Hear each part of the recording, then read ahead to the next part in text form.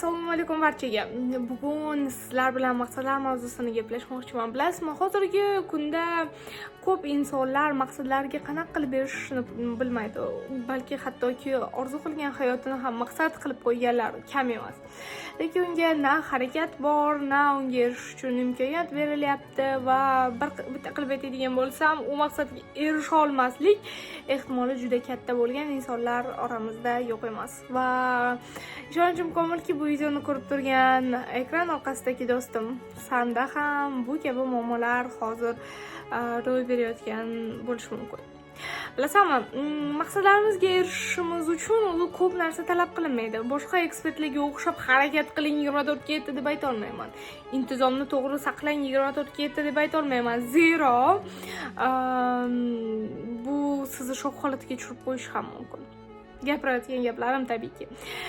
Bilasizmi, maqsadga erishish uchun men o'zimdan kelib chiqqan holda aytadigan bo'lsam, bu bizning fikrlarimiz. Qanaqa maqsadga erishishimizdan qat'iy nazar, qanaqa maqsad qo'yishimizdan qat'iy nazar, hissiyotlarimiz va fikrlarimiz ko'p narsani biz uchun belgilab beradi. Ishonasizmi? Fikrlarim yaxshi, kayfiyatim yaxshi, hissiyotlarim a'lo darajada bo'lgan vaziyatlarda ko'pincha qo'ygan maqsadlarimga erishish uchun ko'p holatlarda harakat qilishni boshlayman. To'g'ri aytishingiz mumkin, shunda ham harakat qilyapsan-ku deb. Lekin bilasizmi, u qilayotgan xatti-harakatlarimdan lazzatlanaman. Baxtliman, xursandman u qilayotgan xatti-harakatlarimdan. U erishmoqchi bo'lgan yo'limdagi prosesdan maza qilaman. Ba'zi bir insonlar esa erishmoqchi bo'lgan maqsadlariga qancha harakat qilishmasin, oxir qiyinchiliklar bilan borishadi. Bilasizmi, nima demoqchiman? Qiyinchilik bilan erishgan natijangiz ham, oson erishgan natijangiz ham ikkovini ham qaysidir ma'noda mazasi bir xil. Faqat bittasida ozroq qiynalasiz, bittasida esa maza qilib rohatlanib borasiz. Tanlov albatta o'zingizdan. Bu bilan aytmoqchi bo'lganim, qanday yo'l tanlashingizdan qat'iy nazar, u yo'ldan maza qiling. Qanaqa bo'lishidan qat'iy nazar. Va men bu yo'lga nisbatan sizga ozroq fikr bildirmoqchiman. Ya'ni maqsadlarimiz. Aytishingiz mumkin, har doim 24 ga 7 maqsadlarimni pozitiv ushlab yura olmayman. Men sizga yana bir bor ayta olaman.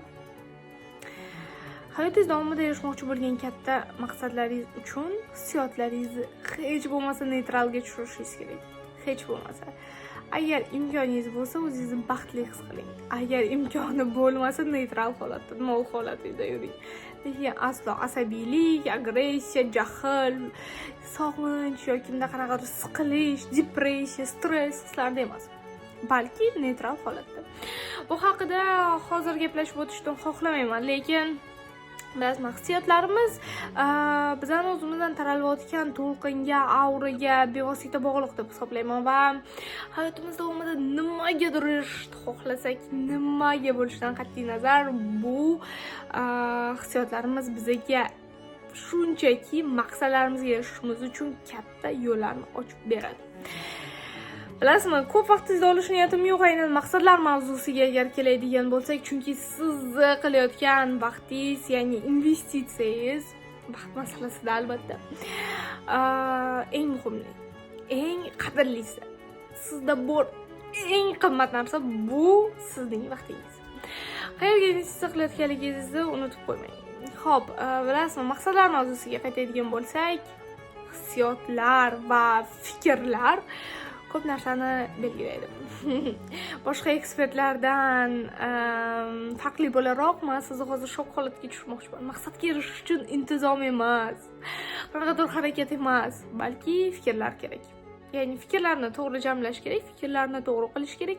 Aytadi-ku, yaxshi yomon gumonlaringdaman deb. Shunga o'xshab chiroyli gumonlar, chiroyli niyatlar va chiroyli maqsadlar qo'yadigan bo'lsak va unga erishish uchun bizni o'nga ustimiz o'shanga yarasha vaziyatlar bizni hayotimizga keltirib berishni boshlaydi. Qanaqa qilib deydigan bo'lsangiz, bu mavzuga agar kirishib ketadigan bo'lsak, chuqurlashib ketishimizga to'g'ri keladi, lekin bilasizmi, tushunishingiz osonroq bo'lishi uchun shu narsa haqida gapirmoqchiman. Maqsadga erishishni xohlaysizmi? Fikrlaringizni to'g'rilashdan boshlang. Masalan, men hamma narsani eplay olmayman. Bu uchun sizlarga affirmatsiyalar yordam berishi mumkin. Har xil saytlardan, balki Telegram kanallardan, shaxsan o'zimning ham Telegram kanalimdan ham yoki bunday ijtimoiy tarmoqlardan affirmatsiyalar topishingiz mumkin. Affirmatsiyalar bevosita bizning hayotimizga, ya'ni miyamizda yangi neyron to'qimalar rivojlanishiga yordam beradigan men uchun sehrli tayoqchalardan biri, sehrli instrumentlardan biri hisoblanadi. Bilasizmi, hammasi o'zimizdan boshlanadi. Hammasi bizni fikrlashlarimizdan boshlanadi. Chunki biz fikrlar ekanmiz, bizni fikrlarimizga yarasha vaziyatlar va imkoniyatlar taqdim etishni boshlaydi. Bu bilan aytmoqchi bo'lganim, hayotingizda nimagadir katta narsaga erishishni xohlaysizmi? Bevosita bu hammasi sizga bog'liq. Harakat, intizom qilishdan oldin hech bo'lmasa o'ylang. Hech bo'lmasa fikrlaringizni pozitivga almashtiring. Va bilasizmi, ba'zida jamiyat tomonidan uqtirilgan maqsadlar ham bo'ladi.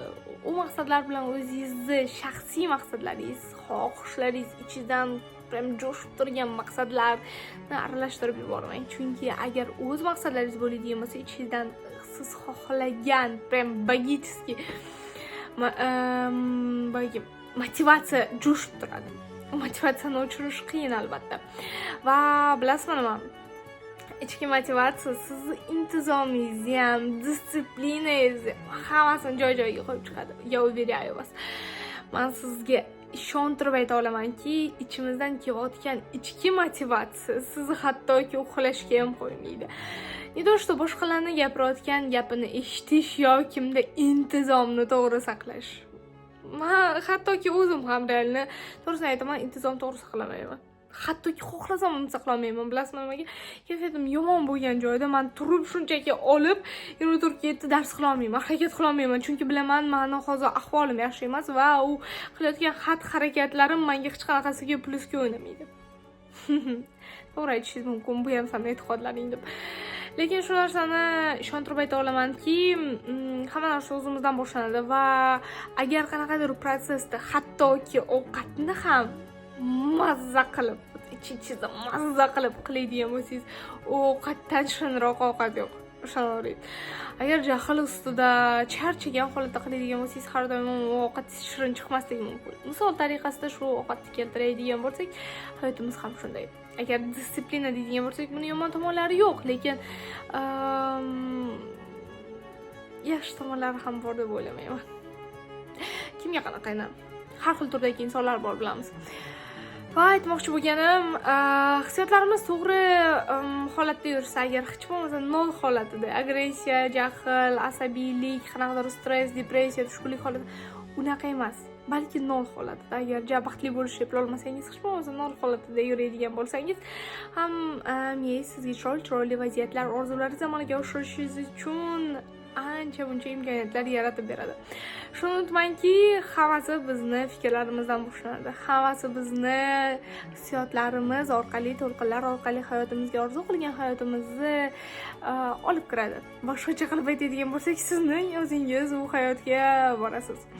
Hech narsa bekorga emas, balki siz ham bu hayotga ancha-muncha insonlarning hayotini o'zgartirish uchun, jamiyatga katta bo'lsa ham, hattoki kichkina bo'lsa ham ahamiyatsiz. Qanaqa bo'lishidan qat'iy nazar, foydangiz keltirilishi uchun yaratilgandirsiz. Va men ishonamanki, siz hayotingizda eng to'g'ri tanlovlarni qila olasiz. Bugun sizlar bilan Shirin Hojiakbarovna bo'ldi. Keyingi darslarda, efirlarda sizlar bilan ko'rishamiz. Barchangizni yaxshi ko'raman. O'zingizni ehtiyot qiling.